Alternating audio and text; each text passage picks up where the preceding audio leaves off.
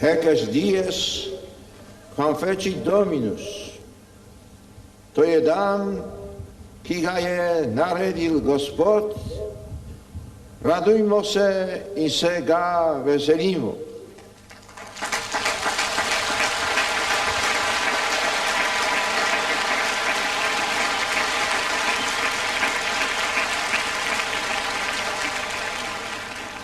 Dragi mladí, pozdrawiam was z besedami psalma, z którymi smo si wielkonocznym bogoslužiu postali kar domaći.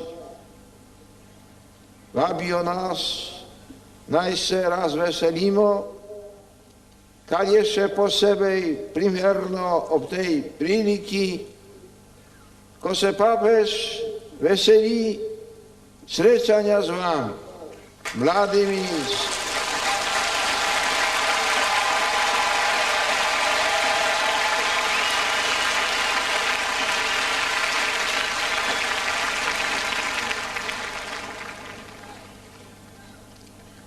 S vami mladými iz Slovenije, ki ste v tako velikem številu prišli postojno. Tu se križa mnogo poti, po katerih so hodili dolgo stoletja ljudje iz vseh delov Evrope. Vesel sem, da z vami praznujem svoj 670. rojstni dan.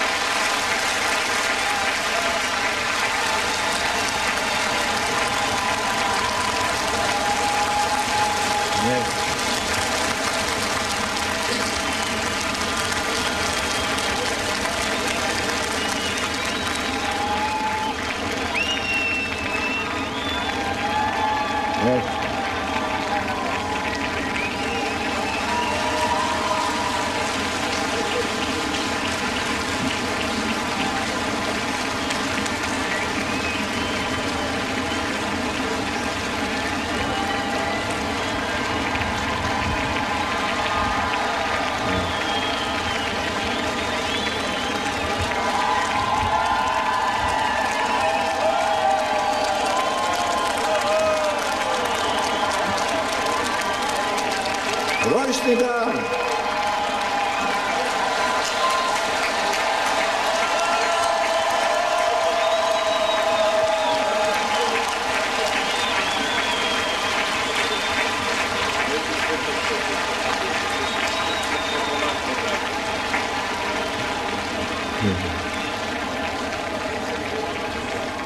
Rojstny dan i dan krsta nas spominjata na dar življenja i na mladost vere, ki jo Bog nenehno obnavlja.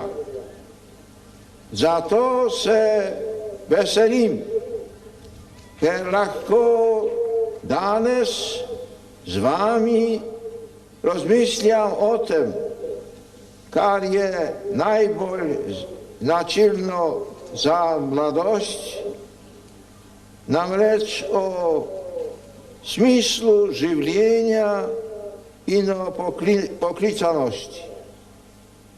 O smislu življenja in o poklicanosti. Zahvaljujem se koprskému škov, monsignoru Metodu Pirichu, za besede, kým ich je ravnokrát namenil.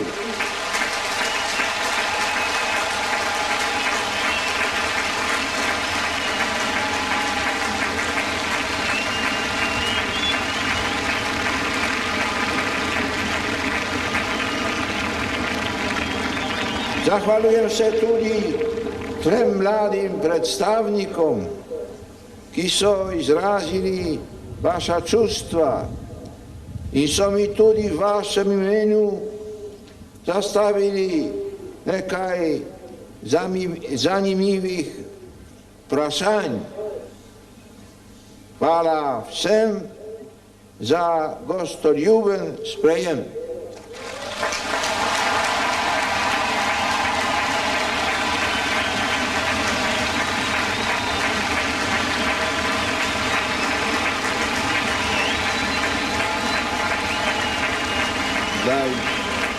Pa bi rád, moji prijatelji, odgovoril na prašanja, ki ste mi ich zastavili na začiatku tega srečania. Prvo prašanje zadeva strach in upanie. Če pomyslím na svoje življenje, ľahko rečem, da je bila vojna pravzares nepozabno iskustvo nevarnosti i strahu. 20 let sem bil star, ko se je nad Evropom i nad vsem svetom rozdivjalo neurje druge svetovne vojne, ki je povsod sejalo smrt in uničenje. Moju generáciu je močno zaznamoval strach pred bombardiraním, deportáciami, povračilnými ukrepy. Však ako dobro se vem, kaj pomení skúsiti strach.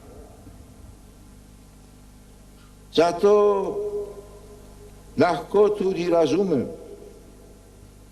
kako so se počutili apostoli potom, kad smo prebrali evangeljskim odlomkom, ki so se zaprli dvorano zadnje večerje iz strahu pred ljudi. Verjetno so menili, da je zdaj vse izgubljeno, da ni več upanja. To, da v tistem trenutku vstopi Jezus pri zaprtih vratih in tedaj se vse nenadoma spremeni. Dragi prijatelji, tu je odgovor na vaše vprašanje. Kristus je tisti, ki nenehno vstopa v dvorano zadnje večerje. Vstopa v tolikere dvorane zadnje večere, kjer so zbrani preplašeni in obupani ljudje,